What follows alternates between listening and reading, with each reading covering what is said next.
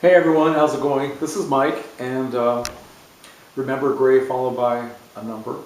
And I'd like to do my response to the weekly chat, which I understand is no longer a midweek chat, where now it's whenever we get around to a chat, which is fine. So hi James, and everybody else who's taking part. So I also, before this is over, I want to do a little bit of an update. I went shopping this afternoon at Barnes & Noble. I got paid this week, so I bought a whole bunch of stuff. So I wanted to show you what I got. But on to the topic, which is, let's see, James said we should pick maybe 6 or so number of people that we would like to be in a room with and have dinner with or have conversation with, actors, directors, artists, and in his case, puppeteers. Well, there are a lot of actors and actresses and directors I'd love to sit down and talk to, or just you know, be in a room with and look at. But I thought I would, for this response, I would do a couple of my favorite rock and roll bands, okay? And I've said this before in another video that I'm a complete freak about Fleetwood Mac. I absolutely love Fleetwood Mac, even though I've never seen them in concert, and I probably never will because the prices are just so damn high.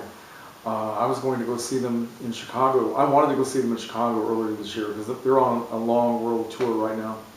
And the prices just blew me away, and I said, "There's no way."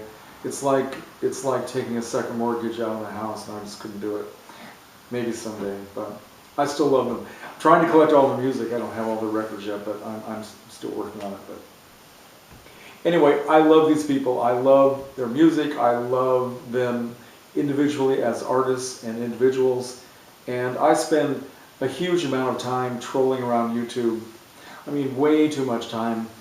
Watching film clips, concert clips, you know, videos, you know, official MTV type videos, endless interviews with the members of the band, especially Stevie Nicks. I just absolutely worship Stevie Nicks, and I think she's not only just a super beautiful woman and image, but she's very intelligent. She's very smart and very strong, and I like listening to what they have to say.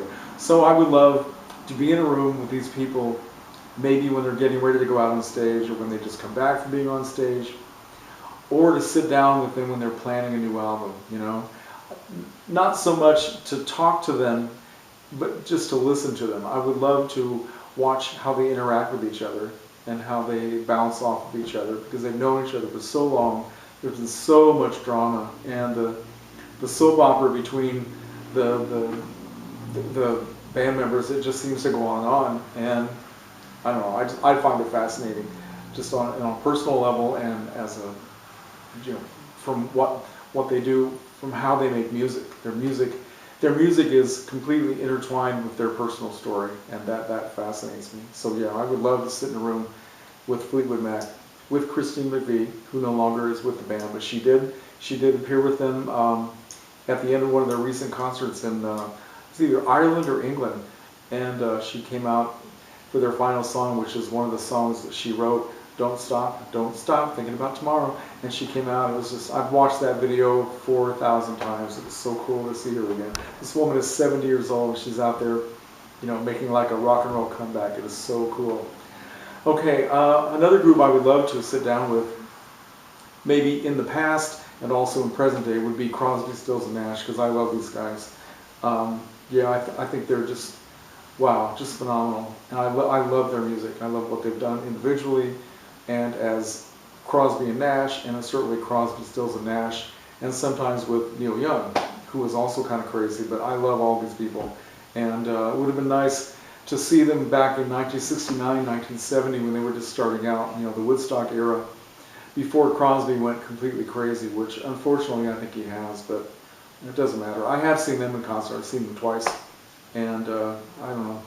Yeah, I'd love to see them again, but that would be fascinating. So I guess that's my answer to the midweek chat topic.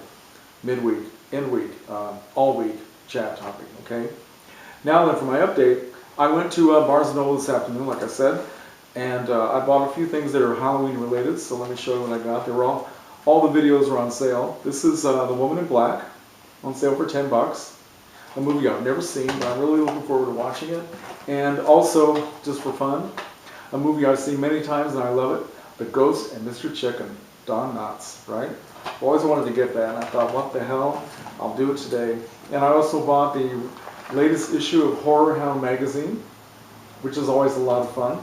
And James, you might like to get this because it has a, I haven't looked into this yet to read it, but I looked through it. And they have this long article about Night of the Living Dead, which you did a video about, and it's got a lot of photographs of some of the different video incarnations over the decades, since it is public domain, and they've had so many different versions, so that's kind of neat. So yeah, I'm looking forward to getting into that. And the other thing related to Halloween, I bought this terrific hardback book by Shirley Jackson, okay? Collection of her short stories and novels, and of course she wrote The Haunting of Hill House, which I have in another version, a paperback version, but I still can't find it. But it's in here, and there's also another novel called We Have Always Lived in the Castle, which I've always wanted to read, so now I've got it. And also, it has one of her, I think it was one of her very first successful short stories called The Lottery. That's in here also, and I've heard that's one of the most terrifying and creepy stories ever written. So yeah, I'm finally going to get a chance to read this. Shirley Jackson, all right? Good reading for Halloween. And I got some other things which are not Halloween related, but they were on sale. These were all $5 a piece, right? So I got Harold and Maude, which is one of the most lovable cult films ever made. Just truly a life-affirming film. If you've never seen it, you must. It's an absolute gotta see this before you die type film. Bud Cort and Ruth Gordon. It's a wonderful movie. And also Once Upon a Time in America with Robert De Niro, directed by Sergio Leone, which I've never seen. And I just thought, what the hell, for $5 I can do it. And finally, I bought Christopher Nolan's Inception, okay?